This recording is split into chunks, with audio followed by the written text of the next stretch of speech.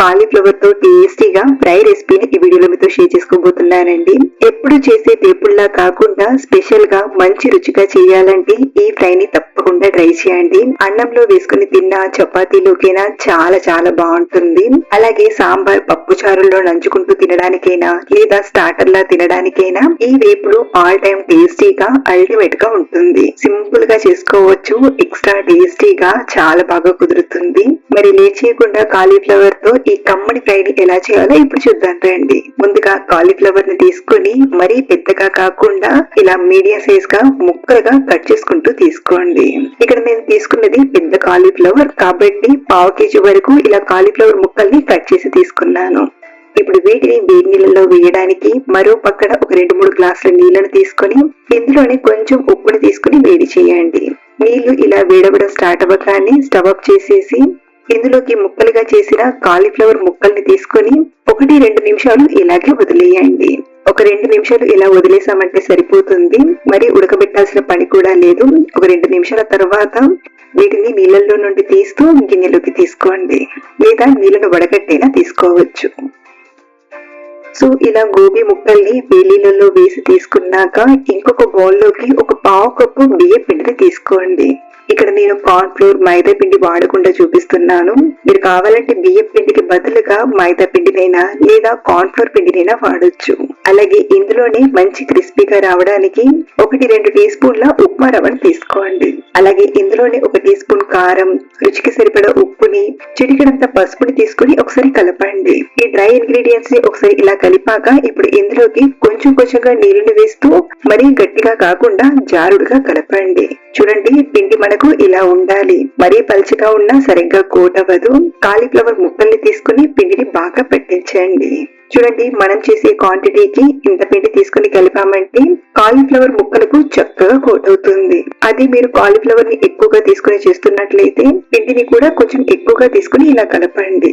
ఇప్పుడు వీటిని ఫ్రై చేయడానికి మరో పక్కన డీప్ ఫ్రైకి సరిపడా ఆయిల్ ని తీసుకుని బాగా వేడి చేయండి.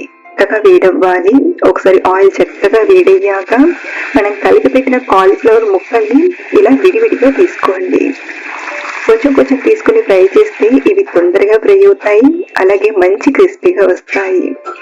అలాగే వీటిని ఫ్రై చేసేటప్పుడు ఎక్కువ మంట పైన కాకుండా మీడియం మంట పైన ఫ్రై చేయండి. ఇలా బాగా ఫ్రై అయ్యి పైన ప్రోటీన్ క్రిస్పీగా వచ్చాక ఆయిల్ నుండి తీసుకోవడమే. ఇలాగే మనం కలిపిన కాలీఫ్లవర్ ముక్కల్ని కొన్ని తీసుకుంటూ ఫ్రై చేయండి. ఇక్కడ నేను కలిపిన కాలీఫ్లవర్ ముక్కల్ని 3 బ్యాచెస్ గా ఫ్రై చేసి తీసుకున్నాను. చూడండి, క్రిస్పీగా చాలా బాగా వచ్చాయి.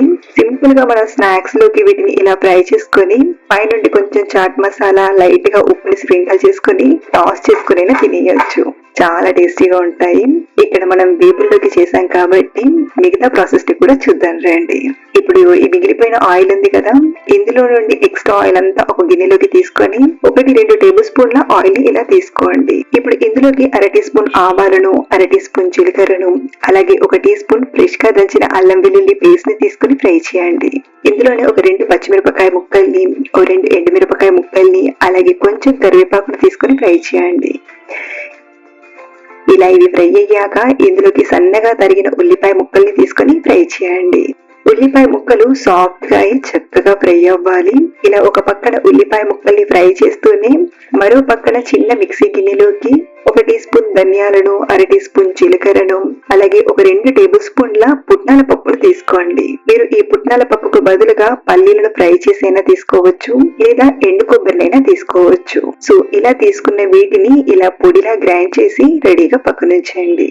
మరో పక్కన ఉల్లిపాయలు కూడా చక్కగా వేగాయి కదా, ఇందులోకి 1/2 టీ స్పూన్ పసుపుని, 1 టీ స్పూన్ కారం, అలాగే రుచికి సరిపడా ఉప్పుని, 1/2 టీ స్పూన్ గరం మసాలా పొడిని తీసుకొని ఒకసారి కలపండి.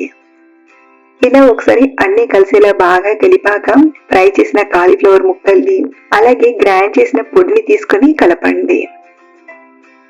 ఈ టైంలో మరి ఎక్కువసేపు కలుపుతూ ఫ్రై చేయాల్సిన అవసరం లేదు.